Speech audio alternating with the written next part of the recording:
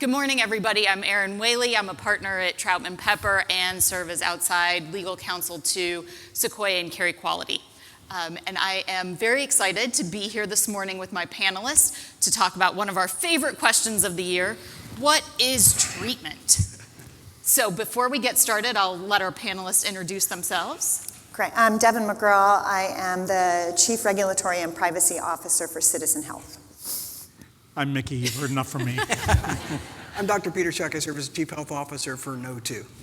And I'm Michael Marchant. I'm the Director of Digital Applications for Sutter Health, as well as the Special Correspondent to the Health Tech Talk Show.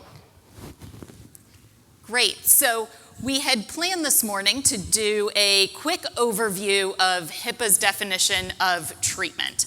We will still do that, but we're going to go through it pretty quickly so that we can get into our panel discussion and try and stay on time. So with that, if we could go to the next slide. So we all know that the HIPAA privacy rule has been out for over 20 years. The definition of treatment has not changed over those 20 years, but as Micky said, our journey in health IT certainly has. And so as we look at the definition of treatment under HIPAA, you will see that it is fairly broad, and some would argue a bit ambiguous, open to interpretation, which has led to a number of the questions that you all have been involved in discussing over this year. We have a couple more slides in the deck that I think will be made available that can serve as background material that you can read at your leisure, that really talks about differences between treatment and healthcare operations. The fact that healthcare providers do treatment, but payers do not. They do healthcare operations and payment. And as we've discussed in a number of forums, thank you. Can advance your slides on your own. Oh, doesn't have to be magical. This is power. That it is really up to the responder to decide what is treatment. Within the confines of applicable law and the definition under HIPAA. So what we have seen is a couple of different definitions of treatment in various networks. So in Carey Quality, treatment references the HIPAA definition, same in eHealth Exchange. In TEFCA, that is where the definition of treatment started. It started with just referencing the HIPAA definition. But as Micky prefaced in his remarks, it really evolved over the past year. Now we have a definition of TEFCA required treatment that is a bit narrower than the HIPAA definition and provides a bit more clarity on what that required treatment is within the network. Even with that, oh yep, we already did meet the panel. Making sure, just saying hello. So now we want to jump into the panel discussion. And we want to start with our panelists by understanding from you guys generally how you decide whether something is treatment. And then once we cover that, we're going to go through a little game I like to call Is It Treatment? Where we'll look at a couple of hypotheticals that are intentionally gray and talk with our panel about what their thoughts are on those scenarios.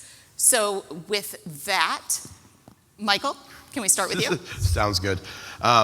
So in the famous Supreme Court judgment, I'll know it when I see it, right? I won't reference the actual case law, but I was trying to figure out how to throw that in without offending anybody at 9 a.m. in the morning.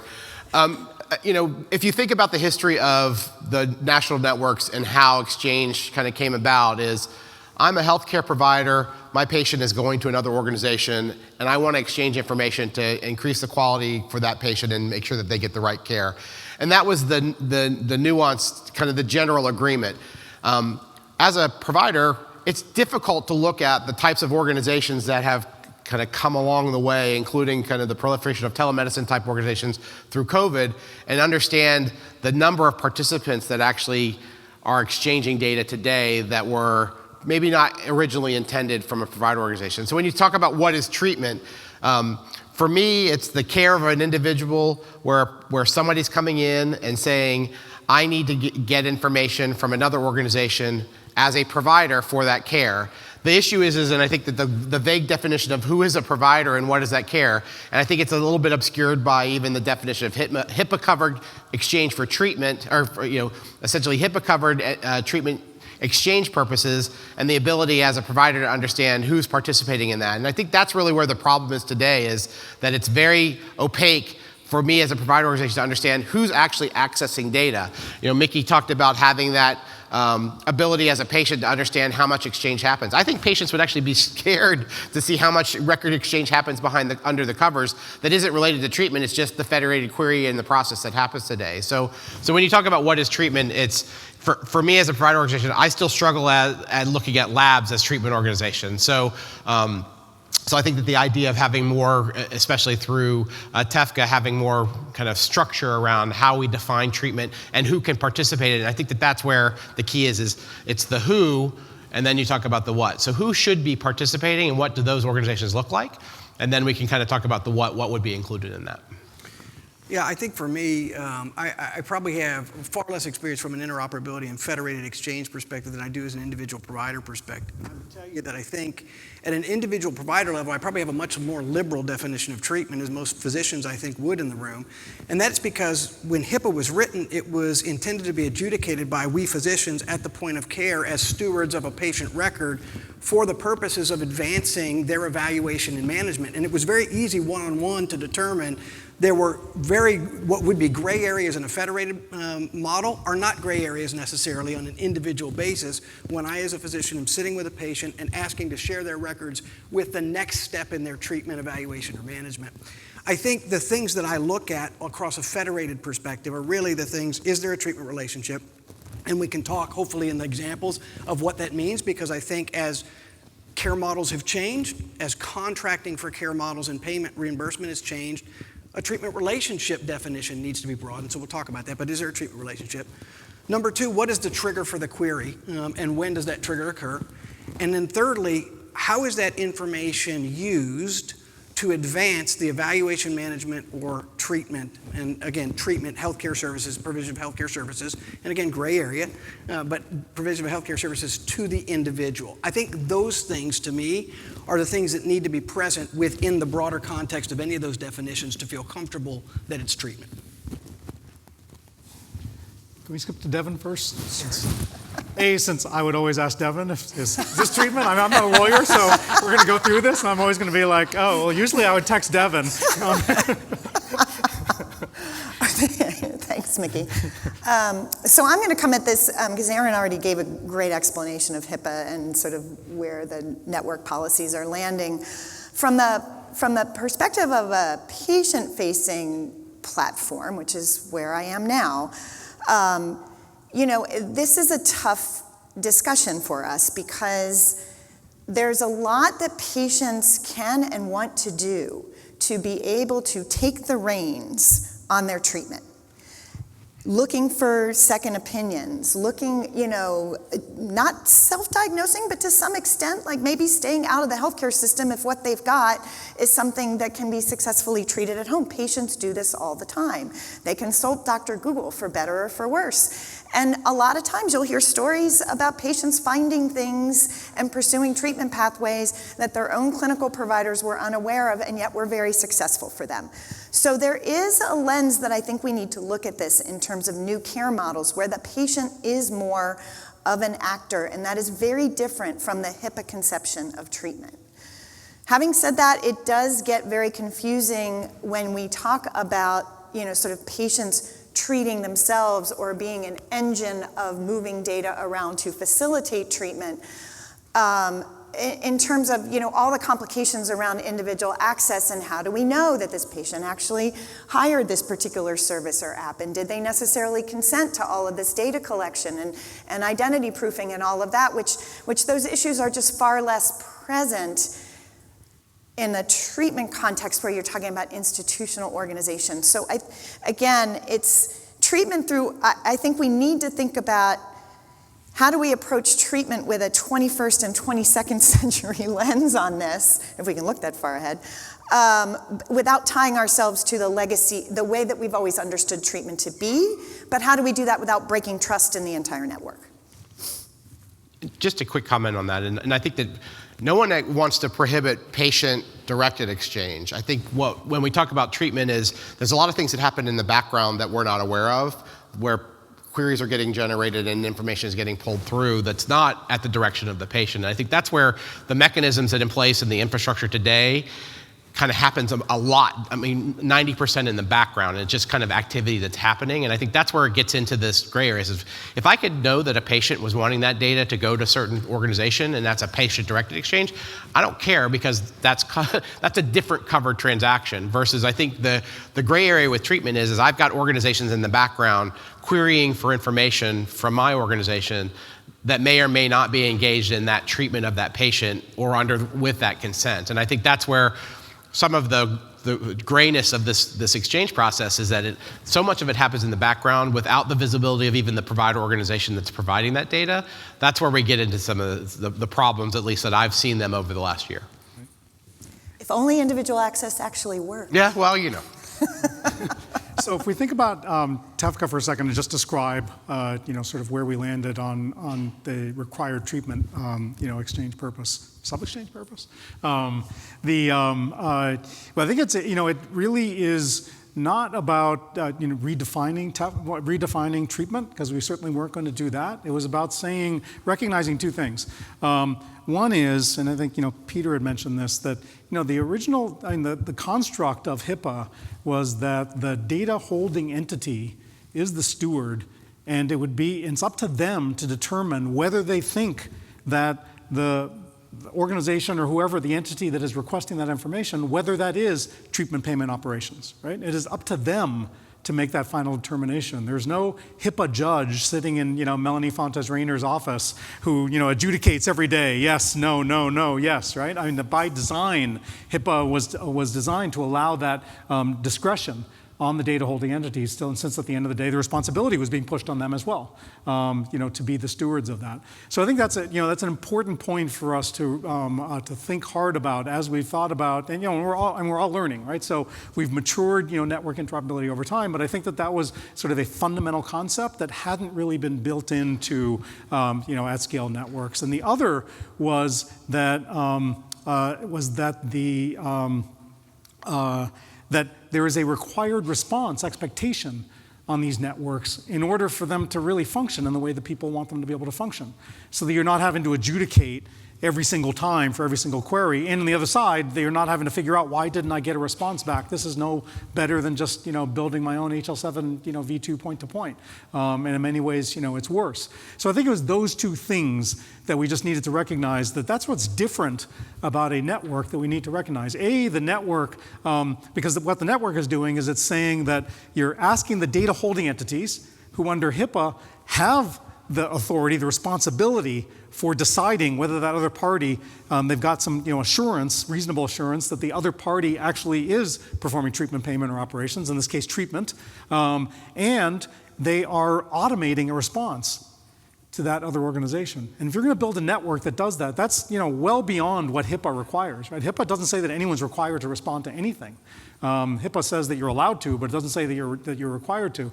So that's what we thought about. Well, if you're going to build this special path, which is a network definition, it's something about a network, then you need to really carefully circumscribe it to give confidence to those data holding entities that the network is acting on their behalf in good faith and with responsible policies to vet for them on their behalf those entities that are claiming to be able to perform treatment on the other end. So that was one really important construct, was to be able to do that, because you're deputizing that, and then in that case, if you meet the bar to be able to be in this privileged space, then you can expect a required response. And so it wasn't about redefining HIPAA, it was about saying that in this network, we need to have that channel that allows this to flow in a way that provides the comfort for those organizations who at the end of the day are the ones who are responsible for it, and in a way that aligns with the principles of HIPAA. And and I will say that we should also recognize that, at least for the time being, and I hope that this changes really, really fast, the vast majority of traffic that we're going to see over TEFCA is going to be in that required treatment. I mean, that's where it's going to be. So we just need to recognize that we're solving a problem that actually is going to be about where most of the transactions are right now. And I'd love that individual access all of a sudden, starts to take over, or the healthcare operations starts to take over, and then we're saying, that treatment is just, a portion of that transactions. But I think we need to remember that that's, where most of the activity is going to be as well. So we need to pay particular attention to it to make sure it's working right. And Micky, I look at the early meetings at TEFCA when we were talking about treatment, and not redefining HIPAA, but really trying to reach consensus that got to that level of trust and confidence. It says, hey, everybody really kind of understands and interprets that this is treatment. Let's start there, and then let's build from there now that we've got trust in the network. Yeah, but part of the issue with trust is who do you onboard to the network, and what does that process look like? And what are the foundational tenets that say this person is a trusted entity that should be allowed to participate? And are those rules applied the same across all entities that are onboarding people to the network? And I think that's where we saw some of the concerns over the past year. Yes, so with all of that background, let's talk about some hypotheticals and see how much consensus we have. And remember, these hypotheticals are designed to not be easy. So let's start with our friend Sally. So our friend Sally has terrible knee pain. She has seen every doctor she can think to see. She is now going to a new pain management specialist because everything else failed. And this new pain management specialist is cutting edge. She participates in various trials. She knows of various trials and wants to make sure that Sally's relevant medical history is taken into account when evaluating what type of trials may be appropriate for Sally. So new physician that Sally is going to see wants to query all of the health information networks that they can to see whether Sally has appropriate inclusion or exclusion criteria for various trial options. Is the query for treatment? Wow. This is where I tend to put my HIPAA hat on. A clinical trial is a way that a patient gets treated, and yet historically in HIPAA we created a separate category for prep to research, which if all that this pain management specialist is doing is looking for the possibility of a trial, which would facilitate treatment of the patient, but that is prep to research to identify the potential trial that the patient might be eligible for.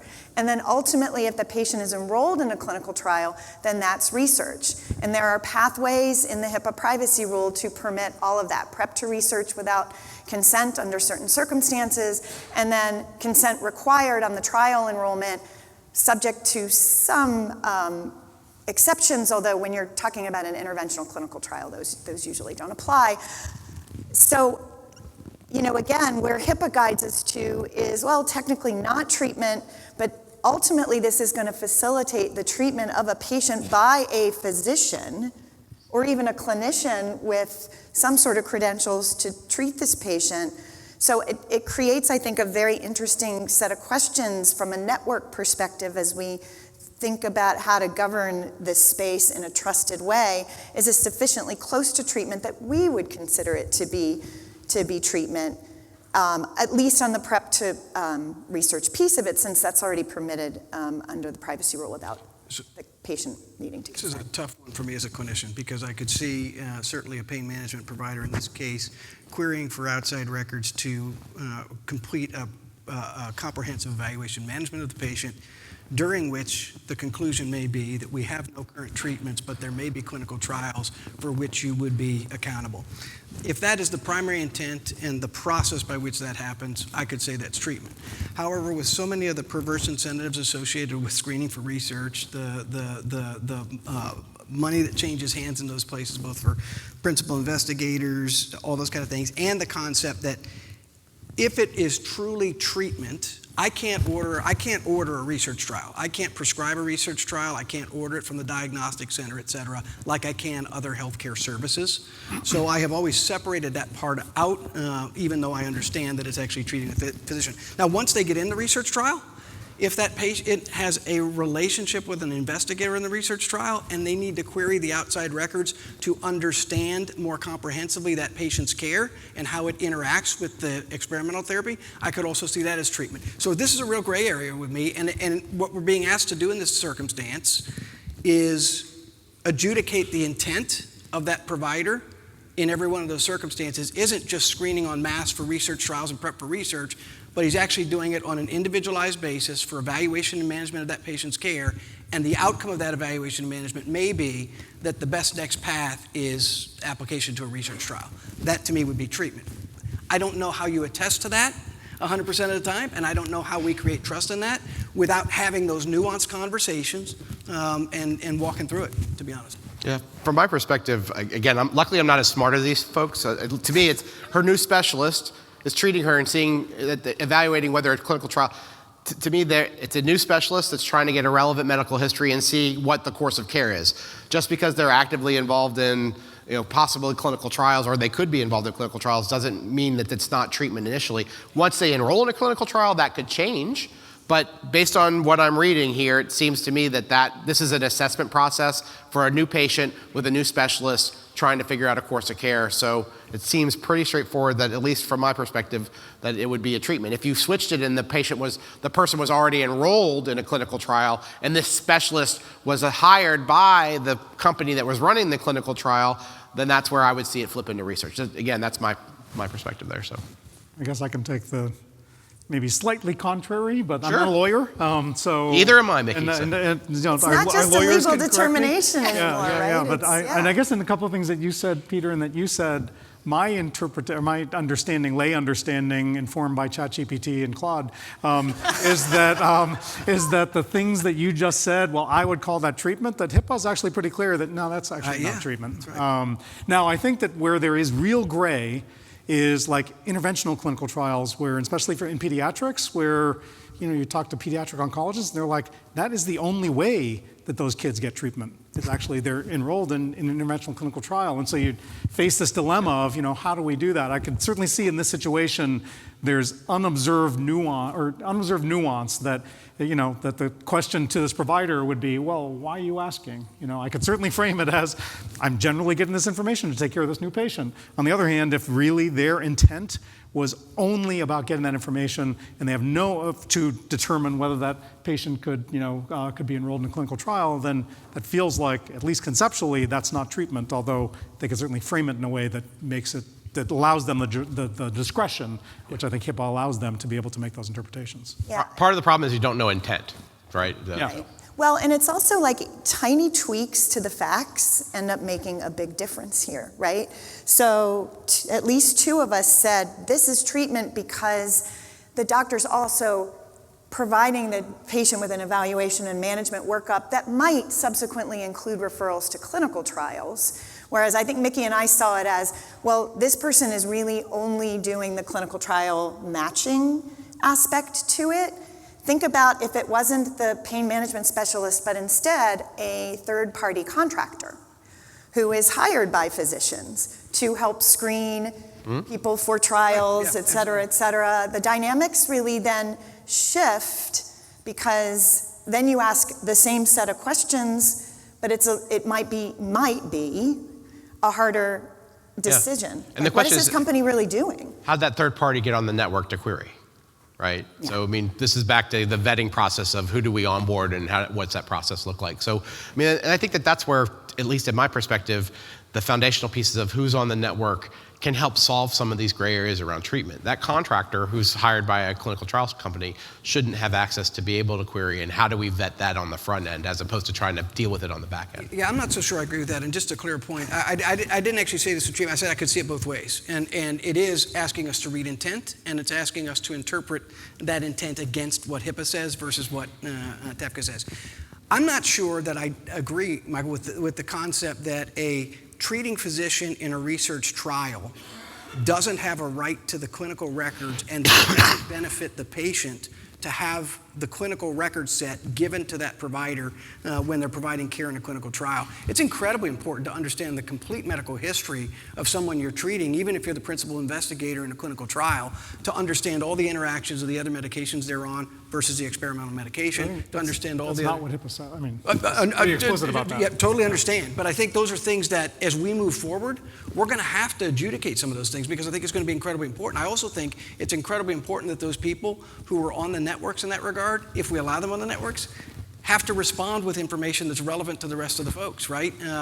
So anyway, I think you can see this both ways. I was pointing out the gray area there and the intent and our need to read intent. But I think that all of us are in the room want to exchange data for the right purpose, right? It's the question is what's the channel, and is it an approved channel for that type of traffic? I think it's probably individual access in those areas. Yeah. A patient in a research trial who already has to sign consent separate to the research trial would be a great use for that. Yeah, someone should build a business for that. Really?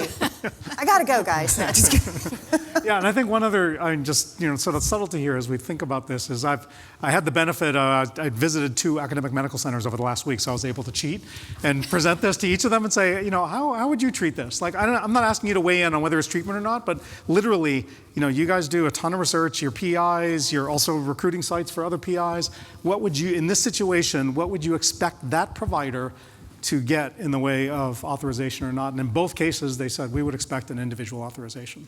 Yeah. It would be that pathway that Because it's a following. clinical trial. Right. Most of the time. But they with an also, at least in interventional one aspect. place, they also said, but we're going to err on the side of conservatism because our compliance officer is going to say, well, you should do that, right?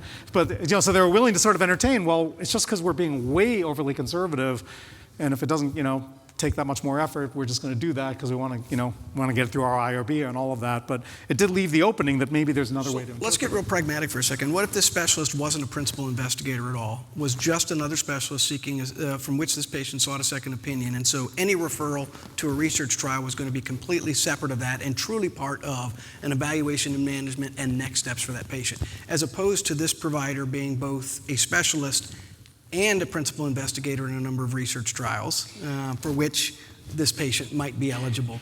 Would that make a difference? Just, again, all these little nuances in terms of how we interpret these things. Right, and if you're, Dr. Jones at Topeka, Kansas, with eClinical Works in their practice, how are they going to determine whether they should respond to this query or not? I think this is where it's incumbent upon us and the network to protect this exchange and make sure that exchange purposes and these nuances are governed out in the beginning and not try to do it on the fly. I mean, I'm a fairly technically savvy person, but it's been really, really difficult to look at the trillions of transactions that have come through my EHR and really vet, is this appropriate or is this not? And the tools aren't there today, especially given the volume, and we really need to push upstream to that governance process to make sure that those organizations that are on board are appropriate. So.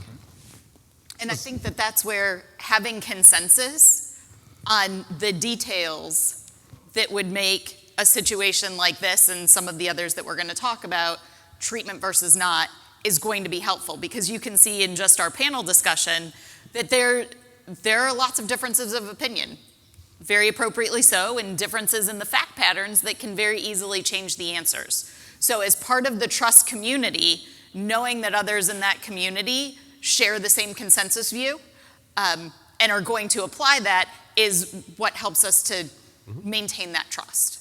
And then get to, are the appropriate people being vetted and on the network? So with that, let's leave research and turn to another one of our very favorite topics, ACOs. So we have an ACO that just signed a new value-based agreement with a payer. As part of this new arrangement, the ACO and its participating providers are now responsible for managing the care of a large diabetic population. The ACO, on behalf of the providers, wants to submit a query on each of the diabetic patients that it's now responsible for to determine whether there are any gaps in care that need to be addressed for this new patient population. Those gaps in care would be addressed by the providers in the ACO. And so the question is, are these queries for treatment? I went first last time. But you're the smart one. I'm supposed to cheat off of your answers. The thing is that I think the right answer is this is okay.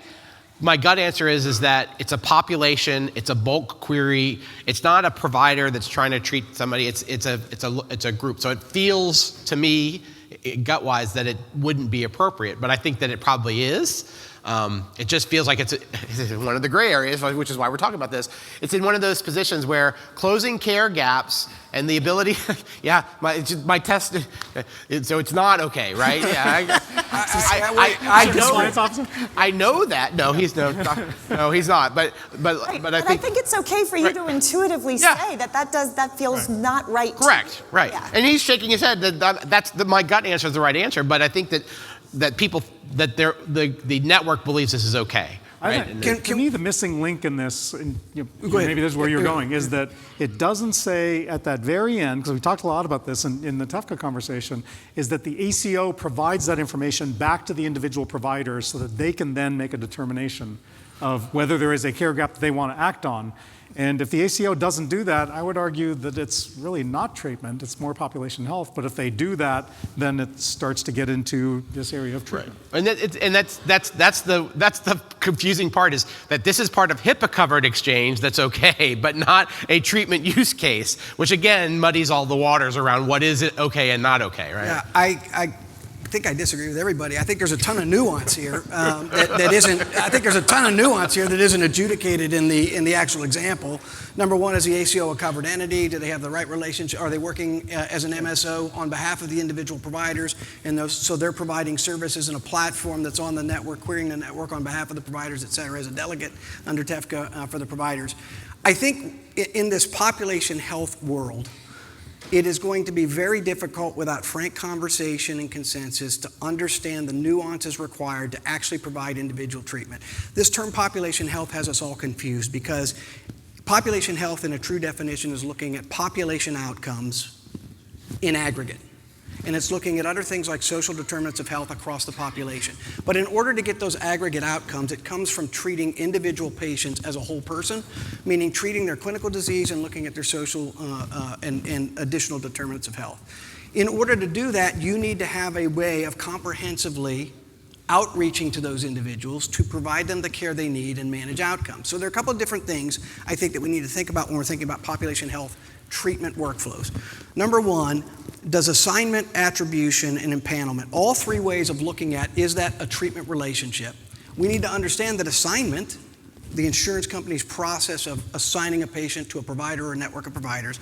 Attribution, that list given and acknowledged by the network or the provider. Empanelment means they've been seen and they're on that patient's panel, they're known to that patient. Any one of those things can imply a treatment relationship in a value-based or risk arrangement, where I as a provider have contracted to be responsible for the outcomes of that patient. That treatment relationship implication should afford me the opportunity to get those records and actively outreach to that patient to meet those needs for that patient. Once I outreach to that patient, that information gained, whether it's by a third party working on my behalf or whether it's by my own office, needs to be used, to Micky's point, for the individual evaluation and management of that patient's care. So it's given back to the individual provider uses it to manage care, provide the right care, close care gaps, et cetera, in that patient's care. That to me is a treatment use case in a population health model. And if we've got to get to a point where we understand, I think, some of those nuances in what defines a treatment relationship, what are the triggers for actual query, and following that query and that data back to the management of that individual patient. That differs completely to me from bulk querying a list of 10,000 patients to see how I'm managing A1C or to see what my diabetic control percentage is, or to gather that information to report to a payer for HEDIS measures. So anyway, but to a provider, look at it, they all look the same to me. Yeah. Well, sounds like he agreed more with me. Right, Okay. and intrinsically. So this is one where actually, if you are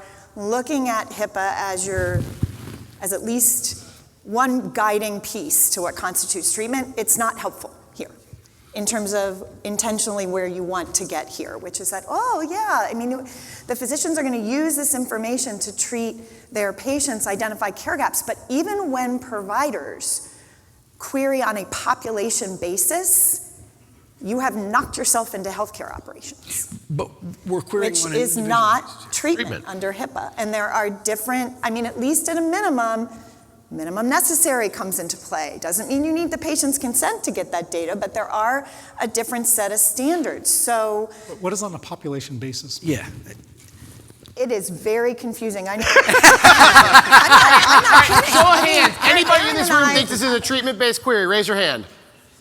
There you go. You got They've all one. been schooled by their One out of about 500 schooled people. by their right? So- compliance officers. Yeah. If you go back and you really dig in to all of the preambles from every single permutation of the HIPAA privacy rule, from its inception to every single time that it was amended, it's actually when you act in bulk. When you act in bulk for many patients at once, you are in operations land by every piece of guidance that OCR has put out to date. And you can't judge intent. I mean, this is And the you other thing, is cannot that judge you intent. have no idea on the back end of this request what the intent is, whether it is to give care or not. And this is where it's back to, as a provider organization, getting millions and millions of document requests a day and being able to vet which ones are or aren't appropriate. To Micky's point earlier in the day, is, or it's basically saying is that our job is to vet whether or not it's appropriate to respond. At this point, we're responding regardless. And then on the backside, trying to figure out whether that was appropriate or not, and that's very difficult. I mean, I've been kind of there's an organization type around Lab Exchange that's on the Care Everywhere network, and can exchange data for that. And I'm almost a little bit uncomfortable with labs because to me, the lab is a service provider, not as much as a treatment provider. So there's still a lot of gray areas, even things that work. Let me dig in on this around the bulk Well, query piece. it is, I mean, here's the thing. OCR actually proposed changing the definition of health, I think it was the definition of healthcare operator. Anyway, not, allowing payers, for example, when they're doing care coordination, to not have it be considered to be operations. When this is a 20-plus-year-old set of rules that did not think about bulk data exchange by providers in the case of treatment. We're not opining on whether there isn't value to providers getting this data and being able to get it very efficiently for an entire panel of patients. It is really rare for me to say HIPAA is outdated on something because I think it's actually malleable in many ways, but here it's not. And there's definitely a need for OCR to help us all out to get to the places where we need to be to facilitate what you let's talk about the bulk thing for a second, because I'm not sure that computes to me. I think I understand the OCR interpretation of bulk. I don't necessarily see how that applies when each of these are an individual query that run across the network. There may be many of them that come simultaneously or in quick sequence with one another, but they're individual queries on an individual patient. When I think about this, let's compare this to a different scenario that may result in the same number of queries at the same time going across the network. I'm a health system. I have an employed medical group of 300 primary care physicians, and I want to do chart prep on all of my new patients that are scheduled for my primary care physicians. So 3 days in advance of their visit, I query the network. I have a treatment relationship implied with the patient having a scheduled appointment. I'm doing the query to get their old records so that I can understand their history, understand what they need in their care when they come to see me. And they decide to do that on 72 hours before any new patient comes to visit. So every day, I'm going to send out 500, 1,000, 2,000 individual queries, but at the same time, to the network to get the same information that I'm asking for here in a different understanding of a treatment relationship. And that happens every day. Happens for every thousands day. of organizations across the country. So distinguish the two. Well, and so here's another thing. The technology operates at that level on an individual query basis. You're using the bulk FHIR API, you're doing it in bulk. Should that make a difference? Arguably, it shouldn't, but it might, frankly. In terms of the way that if you take OCR's existing guidance and apply it to those circumstances, they might, arguably you come to two different conclusions as a compliance person on where those land. So if I asked for 25 records in a batch, they might say, Pop Health. that's Pop Health, but I wrote a script that fired off 25 individual. Depends I know, on it's not One a second. And they would say, nope, that's. But it depends on what the use case is. It depends on the intent. In Peter's example, is their scheduled visits, right? I've got 100 provider visits the next day, and technology-wise, I don't really know what happens in the background. It probably is scheduled as a bulk, as we look at all appointments, and it just goes out and hits the network. So I think that it's back to, in this example, and we have one more example, so the audience is wound up. We've got even more conflict coming for you all. But I think that's the thing, is that the bulk piece in ACO here is that I am doing a pop health function. I'm not prepping for individual visits. At least that's how it feels. Yeah, I'll say this last thing, and at the risk of sounding indignant, we're not doing a pop health query. I'm actually asking for records on an individual patient to be able to outreach to that individual patient and get them the care they need. Instead of an ACO, it would be the doctor would be requesting that record. The ACO is just doing it on behalf of the doctor. The ACO, the MSO is just doing it on behalf of the provider. Yeah. They're providing the outreach and the clinical support staff to be able to do that work. Which feels operational. If that's what they're doing. Yeah. Well, it's no different than a provider doing it in his office. I understood. We're wound up Yes. up here. Yeah. Don't mind We're us. wound up, and I see some chatter in the audience, so this is a good time to plug our unconference session on treatment. So if you want to come and share your thoughts, please do. It is later this afternoon. And everyone remember, Deven is just a messenger. I'm not disagreeing. This needs some rethink. I mean, we're sort of now in a place where we want this stuff to happen a little bit more automatically. So we're going to move on to, those were the easy ones, right? In our last 7 minutes, we will move on to apps. So Billy has multiple comorbidities, he's on multiple meds, he's supposed to be monitoring multiple vitals every day, and he's just having a tough time doing it on his own. So he's going to pay $50 per month to subscribe to an app, which is going to provide him with a care management plan that's evidence-based, that's going to provide him with medication reminders, that's going to provide him with alerts if any of his connected devices show that his vitals are out of range. He also has the ability to consult with a nurse if he has questions.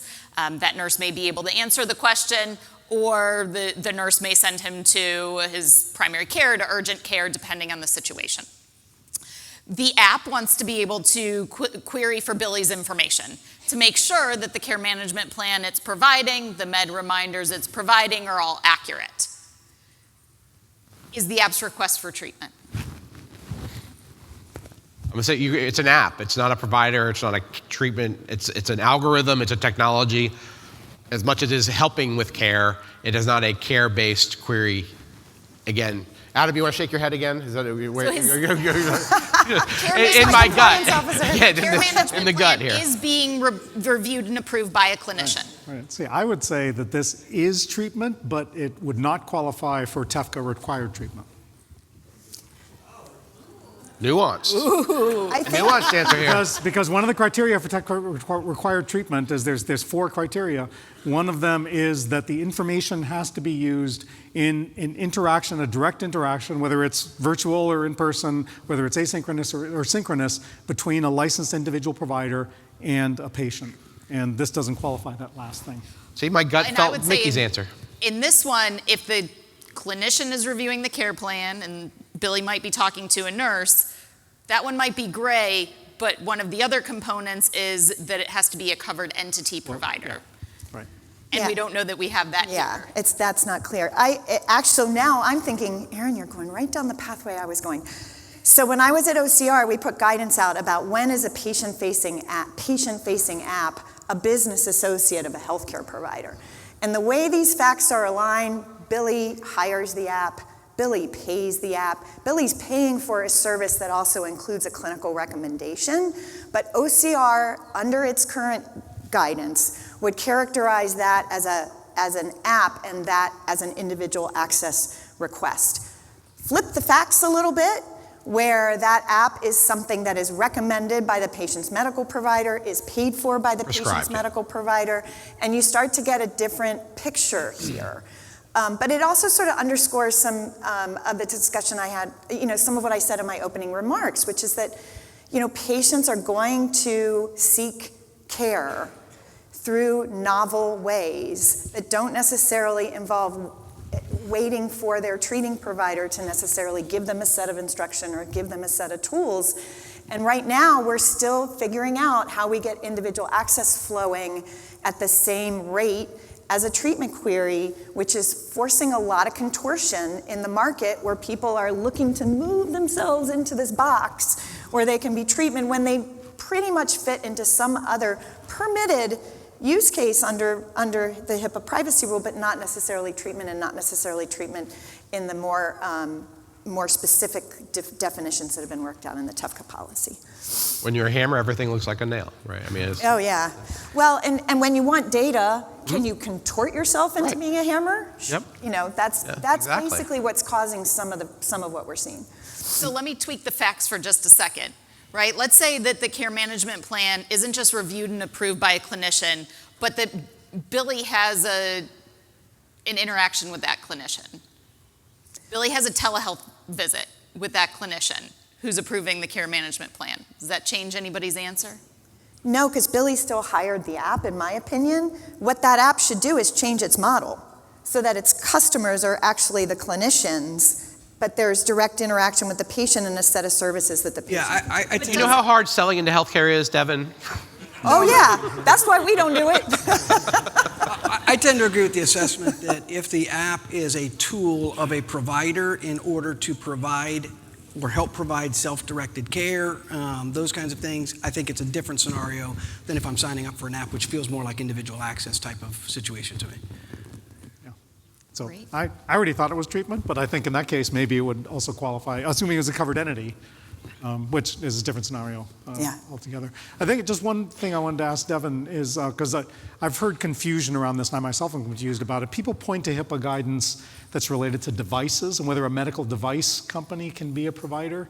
And I've heard people, and there's like an FAQ on it, and sometimes I've heard people conflate that language to mean that a medical device could be a provider, where at least my reading of it is it says, no, if it's a medical device company who, for example, a surgeon is consulting to size a prosthetic device, that they could be considered a provider in that context, and the surgeon could provide PHI to them because they're helping to inform that treatment, and they can be considered a provider, meaning you don't have to go through a BA and all of that. But that doesn't mean the device, it's really about the medical device company as a legal entity that is acting as a provider in that case. Yeah, that's distinct from the guidance around apps that are essentially having communications directly with patients. And what also complicates that is that some of these devices are durable medical equipment. That's another category of a medical provider under HIPAA. Do they bill? Do they bill separately for what they're providing? Then they're going to be DME under HIPAA. It really is very facts and circumstances, unfortunately. So with that, I want to give each of you an opportunity to make any quick closing remarks. We can start with you, Deven, and go down the line. Well, you know, I think we have hit on just how hard it is to, to sort of categorize these things based on functionalities because they shift. Who's hired whom? What's your intent? And it feels like what we need from a governance accountability is, yes, clear rules, but once you get those rules written on paper, there'll be another sort of permutation that will be a little bit different, and people still won't know where they fit. That maybe the better way to go is to have a way of vetting entities themselves. You submit your paperwork, you say what you're doing, you get your sort of certificate for querying for certain things, and you go forward from there. Not that that's easy, but that's in many ways the way our sort of early network experiences are. We vetted the entities themselves, and then we opened up a broad range of use cases for the participants that maybe we're trying too hard to fit people into boxes that morph pretty easily based on the facts, and instead we use something that says if you fit this trusted entity, you went through the process, you're in, and unless we find out that you're not doing what you said you were doing, then you're going to be able to get data under certain use cases, for what it's worth. Yeah, I guess the only thing I would say is I'm really grateful to the TEFCA community, many of whom are here, for coming to a policy that allows us to not get caught up on the edge cases, of which there are many, but to say, let's talk about the thing that most people, most organizations would actually agree to. if they had certain types of information available to them, the vast majority of organizations who are going to be doing these transactions at network scale right now are going to agree to this set of things. So let's agree on that. Let's focus on that, and then allow that to move forward. And now we still, even in TEFCA, have to have a process for how we deal with these, now edge cases. But I think they're not going to be edge cases for too long. So that's how we need to move forward.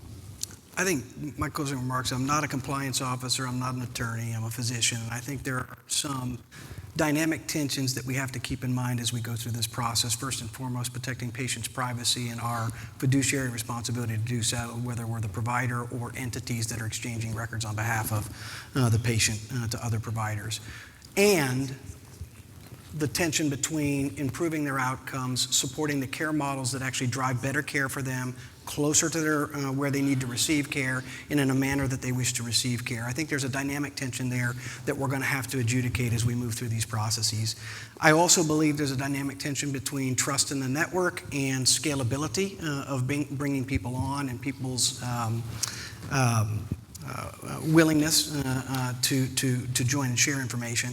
And I think the last dynamic tension from my perspective is around interoperability is foundational for solving healthcare's biggest problems, and 80% of that is probably with the information exchange at the point of care for the purpose of treatment, so that clinical decisions can be made in a faster, more timely, more cost-effective manner.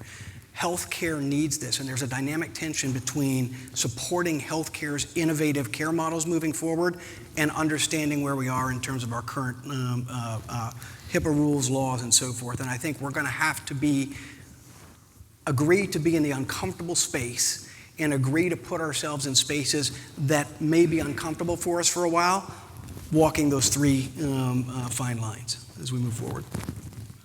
I was somewhere where I saw a T-shirt that said, healthcare technology is harder than rocket science.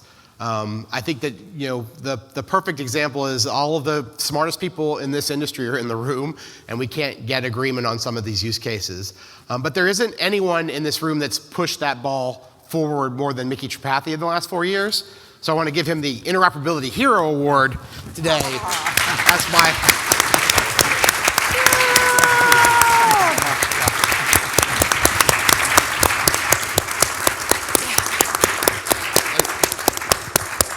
And I think that the pushing the ball forward and having this conversation is key to the work that he's done, and we appreciate it. So thank you, Micky. Thank you so much. Yes, thank you, Micky. Thank you to all of the panelists. Thank you to the audience. I think we have managed to get you almost back on schedule. So next up on the agenda is a networking break, and encourage anybody who wants to continue the conversation to come to our unconference session this afternoon. Thank you.